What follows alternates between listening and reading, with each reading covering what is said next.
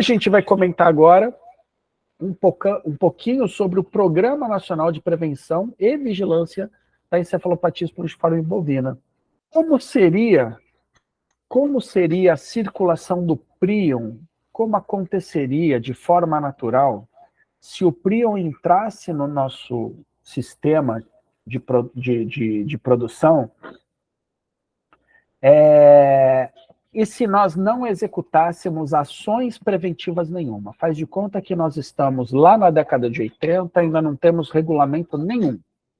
Então, como que o prion ele iria entrar aqui no país? Através da importação de um bovino vivo com o prion ou através de ração, né? Então, esse prion ele ia chegar, ele ia encontrar animais, e a gente teria aí a figura do bovino infectado com esse prion que chegou aqui no Brasil. Em algum momento, esse animal ele iria para o matador frigorífico, ia ser abatido, naturalmente, as aparas, os restos da carcaça iriam para a graxaria, essa graxaria ia tratar termicamente esses subprodutos todos, esse prion, como não tem metodologia de prevenção, de controle nenhuma, né, esse prion ia continuar circulando, seria feita farinha de carne e ossos, né, com a presença desse prion, essa farinha de carne e ossos seria utilizada para produção de ração, né? Na ração, esse prion presente ali na ração, ele iria ser distribuído por inúmeros rebanhos aí pelo Brasil, iria ser utilizado na alimentação desses rebanhos, e a gente aí teria novos bovinos infectados, só que em vez de um ou alguns que foram infectados, né, pela entrada de um animal ou pela entrada de um pouco, né, vamos lá, uma carga de ração que foi para uma determinada propriedade, agora a gente vai começar a ter aí a dispersão desse prion por todo o território nacional.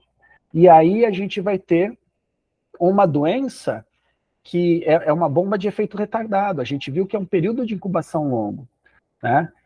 Animais que forem alimentados hoje só vão começar a apresentar doença daqui 4,5, 5 anos, em média, né? Em média, 4,5, 5 anos.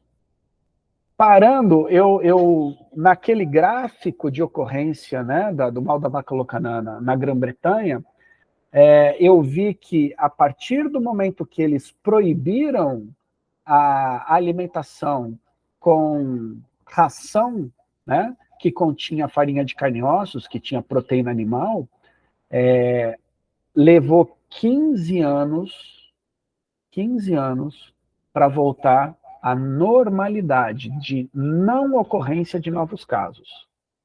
Então, assim, a gente vê que o controle da doença é um controle lento, é um controle longo, muito demorado, né? Então, por isso, a gente não pode, imagina num país exportador como o nosso, né, com o maior rebanho comercial do mundo, da gente ter um caso, ou vários casos de mal da vaca louca, quantos anos nós iríamos demorar para retomar a condição, né, de um país seguro para o mal da vaca louca. Hoje o Brasil ele é categorizado como risco insignificante, a melhor categoria que a gente tem na classificação dos países, classificação de risco para os países com relação à vaca louca, né?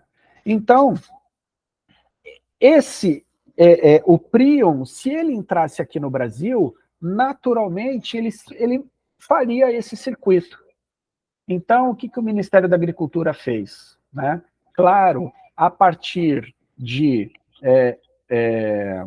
padrões internacionais, a partir de ações preconizadas internacionalmente, o Ministério começou a atuar internamente. Então, como que a gente pode fazer prevenção para o prion não circular, não fazer esse circuito e infectar novos animais, né? Primeira coisa que a gente tem que fazer é a análise de risco.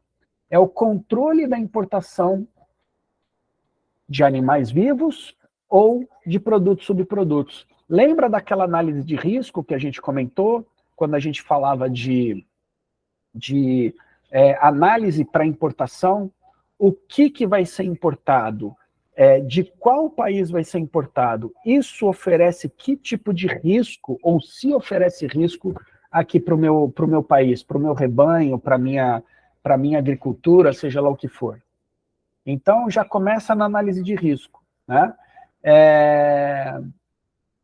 E logo no início, quando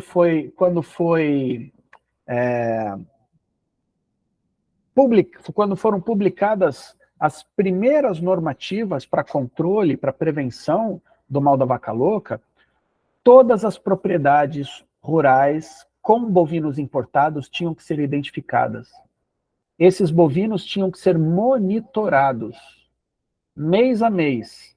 Foi aberta uma linha de crédito para os pecuaristas para eutanasiarem esses animais.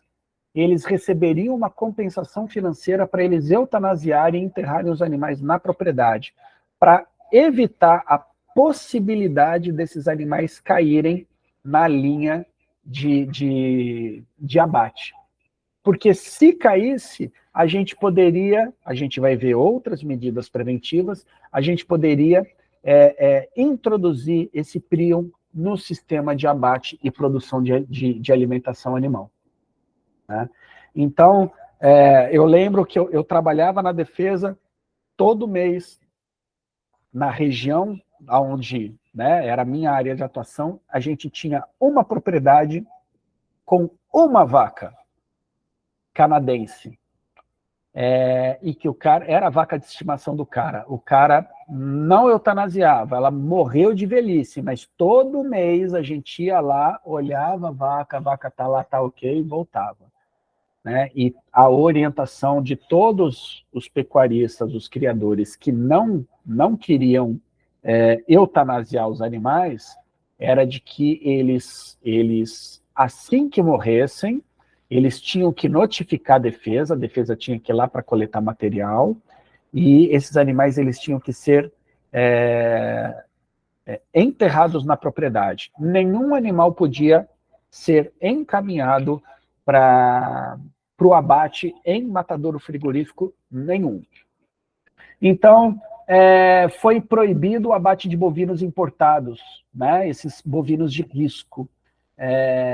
E foi estabelecida a vigilância da encefalopatia espongiforme bovina a campo, por aquela instrução normativa número 18. Todo animal com aquelas características clínicas de evolução, com aquela faixa etária, se morressem com doença neurológica, negativos para raiva, tinha que ser encaminhado para histopatologia. No caso, na época, ainda era histopatologia. No matadouro, né, se faz a inspeção antemortem, então já se avalia clinicamente se tem algum animal com algum tipo de alteração comportamental, postural e por aí vai. Né? Na hora do abate, se faz a remoção do material de risco, né? Então esse material de risco ele foi alterado agora em 2022, então a gente tem cérebro, olhos, cordão espinhal e porção distal do ilho. São os materiais de risco que são retirados da carcaça e são encaminhados para incineração e etc. Esses materiais eles reduzem em até, se não me engano, em até 10 mil vezes a possibilidade da permanência de prion ali naquela carcaça. Né? E a vigilância do mal da vaca louca em matadouro. Né? Que vigilância é essa? De forma amostral, se coleta, né, amostras de rebanhos genéricos do Brasil inteiro e é encaminhado para o diagnóstico por ELISA pelo Laboratório Federal de Defesa Agropecuária de Pernambuco, né? Então, a gente faz uma coleta de amostras de bovinos oriundos do Brasil inteiro. Então, a gente consegue uma amostragem de todo o nosso rebanho nacional. Tá? Se o prion ainda continuar ali, quais são as próximas medidas preventivas? Né? Aqui a gente tem a questão das boas práticas de fabricação, o controle da origem dos insumos, né? Tudo que é utilizado ali de boa origem tem que ser bem utilizado, né? Tem que ser feita boa esterilização das farinhas com a temperatura adequada, pressão adequada, tempo adequado, né? Para fazer a correta esterilização. Então, aqueles materiais para retirada de material gorduroso e etc., tem que ser todo bem controlado, né? Esse produto da graxaria, né, ele já vai vir reduzido, vai ser uma farinha de carne e ossos, essa farinha vai ser entregue para a fábrica de ração. A fábrica de ração teve que passar por alterações. Foi separada a planta de fabricação de ração destinada para bovinos e a planta de fabricação para as outras espécies, porque para outras espécies se utiliza proteínas, farinhas de carne e ossos provenientes de ruminantes. Para os bovinos, não se utiliza essas proteínas. A gente vai usar aí proteínas vegetais, outras proteínas, para fazer a suplementação de bovinos, mas não se utiliza proteínas, farinha, né, com proteínas provenientes de ruminantes para alimentação de ruminantes. Então, foi feita essa separação das plantas e as rações de bovinos são produzidas sem a adição de proteínas de ruminantes. Tá? Então, foi feito aqui a questão do controle da contaminação cruzada, né? Porque antigamente se fazia um lote de ração para frango, para cachorro, estou chutando aqui, e no dia seguinte vai fazer um lote para herbívoros, mas aquele maquinário está todo contaminado com aquela poeira, com aquela farinhazinha que sobrou da ração anterior, então podia haver contaminação cruzada. Né? Então a gente tem aqui na fábrica de ração, né, foi feita essa proibição, foi feita a proibição da alimentação de bovinos com cama de frango, né? Proibição da alimentação de bovinos com proteína animal, né? de origem de herbívoros. Foi feita a proibição da alimentação de bovinos de cama de frango, porque a cama de frango, além de conter ração que contém proteína de herbívoros, você vai cair muita ração ali naquele chão, né? Então, a cama é uma fonte muito barata de nitrogênio. Então, cresce aos olhos, mas existe o risco de conter alimento com proteína de ruminante naquele processo ali. Então, não ficando somente ainda nesse ponto, né? Ainda tem aquele pessoal que fabrica ração na propriedade. Então, ainda existe a possibilidade, né, do fiscal da Defesa Agropecuária ir da propriedade, fazer a coleta de amostras do coxo para saber se ele está colocando ali cama de frango ou algum outro tipo de ração que possa conter proteína de herbívoro. Na análise, é detectada a possibilidade da presença de proteína de herbívoros ali. Se detectado, a propriedade ela é interditada e esses animais eles têm que ser eutanasiados, eles têm que ser eliminados. Né? E aí tem a questão, né, da conscientização, a fiscalização a campo, que eu já falei para vocês, e a conscientização dos próprios pecuaristas para não utilização de cama de frango, para fazer o uso correto das rações, para a alimentação dos seus animais. Então, eu fiz aqui um resumão, onde a gente tem inúmeras, na verdade não fui eu que fiz, né? A gente pega um slide muito bem feito pelo pessoal do Ministério da Agricultura e a gente repassa esse conhecimento para vocês, né? Mas então eu coloquei aqui as instruções normativas pertinentes a cada ação. Claro que podem ter outras normativas que não foram citadas aqui, mas pelo menos a gente pegou o feeling da coisa, né? O que é necessário em cada etapa, realizar em cada etapa para impedir que o Prion continue viável para a próxima etapa. Então, desde a entrada do Prion no nosso território, até a vigilância da doença a campo, até cada etapa do processo de fabricação da alimentação de ruminantes e a alimentação de ruminantes, a gente vai fazer ações para impedir a penetração, a sobrevivência, né, a viabilidade desse prion ali naquele material. Então, o Programa Nacional de Prevenção e Vigilância, vou ler um pouco agora, não tem como, né? Foi instituída pela Instrução Normativa número 44 e é estruturado em subprogramas.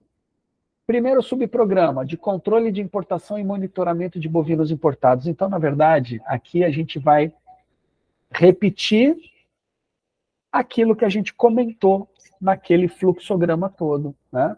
O subprograma de controle de importação visa prevenir a entrada do agente no país, em observância às diretrizes da Organização Mundial de Saúde Animal, mediante os seguintes procedimentos: controle da importação, no que concerne o risco de veiculação do agente em animais, seus produtos ou subprodutos.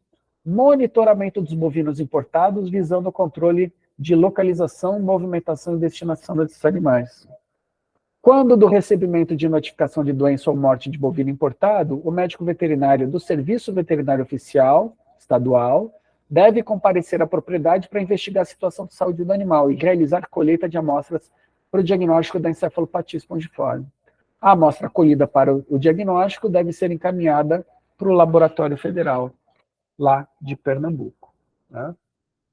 Segundo subprograma, de controle em estabelecimentos de abate de ruminantes, visa a redução do risco de eventual ingresso do agente na cadeia abate e alimentação mediante a redução de risco da vaca louca, mediante a retirada de materiais de riscos específicos da carcaça dos ruminantes. Então, a gente tem aqui encéfalo, óleos, medula espinhal, ilho distal, tá? O material de risco deve ser removido, segregado e inutilizado por meio de incineração e ou aterro sanitário devidamente licenciado pelo órgão do meio ambiente. Fazer a realização de vigilâncias das encefalopatias espongiformes transmissível em ruminantes, né? O diagnóstico a campo, tá? Terceiro subprograma, do controle de estabelecimentos processadores de resíduos de origem animal, as graxarias. Visa mitigar o risco de presença do agente nas farinhas de ruminantes, mediante os seguintes procedimentos: redução de partículas a um tamanho máximo de 50 milímetros antes de ser submetido a tratamento térmico. Então, primeiro vai, entre aspas, vai picotar, né? Ronaldo Gil vai me dar um tiro daqui a pouco com esses termos nem um pouco técnicos, mas depois ele fala o termo técnico adequado. Então, vai fragmentar, vai fracionar para o mecanismo, né, o processamento térmico ser mais eficiente, né? Não adianta nada querer processar termicamente pedaços muito grandes, porque o calor não chega de forma adequada no interior. Então, fragmentando, a gente tem aí a melhoria do procedimento, né, desse processo. Processamento em atmosfera saturada de vapor em temperatura mínima de 133 graus por um período mínimo de 20 minutos a uma pressão absoluta de 3 bar. Lembrando que quando essa instrução normativa regulamentando as graxarias, né, o funcionamento das graxarias no Brasil inteiro, teve muita graxaria que fechou, porque elas não conseguiam atingir os requisitos mínimos necessários para a destruição dos prions, ou seja, para o funcionamento da graxaria. Então, teve muita graxaria que fechou. E a proibição da presença do material de risco específico nestas farinhas, né? Quarto subprograma, de controle da produção de alimentos para ruminantes em estabelecimentos que os fabriquem e de produtos veterinários para uso em ruminantes.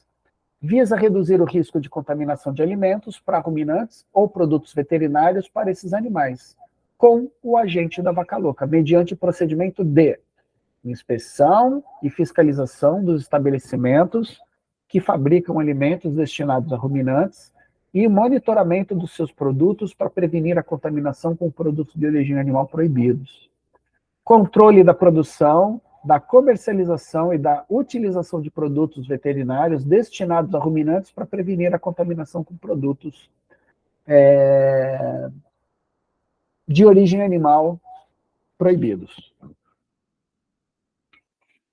Quinto subprograma, controle de alimentos para ruminantes em estabelecimentos de criação de ruminantes. Visa prevenir a contaminação dos alimentos destinados aos animais com produtos de origem animal proibidos. São realizadas fiscalizações e a conscientização dos produtores rurais quanto à adoção de boas práticas de alimentação dos ruminantes, com o fim de evitar o fornecimento de subprodutos de origem animal proibidos e a contaminação cruzada dos alimentos na propriedade rural. As propriedades com suspeita de alimentação de ruminantes com subprodutos de origem animal proibidos são fiscalizadas e os ruminantes que tiverem acesso ao material suspeito devem ser identificados individualmente. Há previsão de coleta de material para análise laboratorial. Em caso de resultado positivo para subprodutos proibidos, os ruminantes identificados devem ser eliminados, mediante abate em estabelecimento inspecionado e devidamente registrado sob inspeção oficial, com aproveitamento de carcaça e remoção e destruição de material de risco para encefalopatia poliforme bovina, ou destruição da propriedade sob acompanhamento do serviço veterinário oficial. Sexto subprograma, o de vigilância, visa a detecção precoce de eventual caso de encefalopatia, mediante procedimentos de notificação e investigação de doenças nervosas em ruminantes, né? Realização de testes para diagnóstico das encefalopatias em subpopulações específicas de animais. Todas as notificações de suspeitas ou ocorrência de doença nervosa em ruminantes devem ser atendidas, em observância ao disposto na IN 50 de notificação. As suspeitas de síndrome neurológica devem ser comunicadas imediatamente ao Serviço Veterinário Oficial, que deverá atendê-las em até 24 horas da notificação. Claro, todo programa tem, né, a questão do controle e avaliação, né? Então, o que faz o subprograma de controle e avaliação? Consolida os dados relativos aos subprogramas e acompanha a execução e avaliação da aplicação dos procedimentos estabelecidos para cada subprograma nas unidades da federação. Todo ano, os estados eles passam por auditoria, né? Todo programa sanitário passa por uma auditoria específica para saber se o que foi planejado para a realização naquele ano se foi executado. E se aquilo que é básico de execução, que tem que ser executado, se foi executado, se surtiu efeito, se precisa melhorar e por aí vai. Então, é aquilo que a gente chama de da avaliação do serviço veterinário, né? Tem um subsite do Ministério da Agricultura, lá na página deles, que fala sobre a avaliação dos serviços veterinários, né?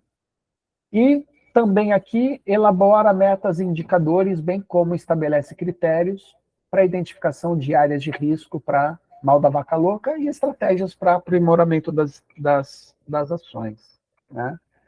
Aqui, às vezes, em algumas aulas, eu costumo listar toda a base legal, A base legal está disponível lá no documento que eu deixei para vocês, né? Então, eu não vou ficar aqui comentando esses documentos todos aqui, mas esses são os principais, aqueles que estão listados lá no site do Ministério da Agricultura, tá bom?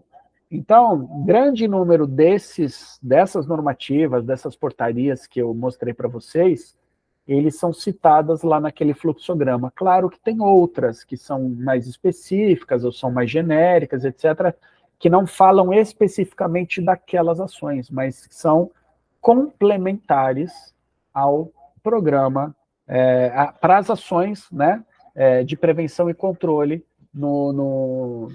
de prevenção e vigilância, tá, no programa das encefalopatias espongiformes.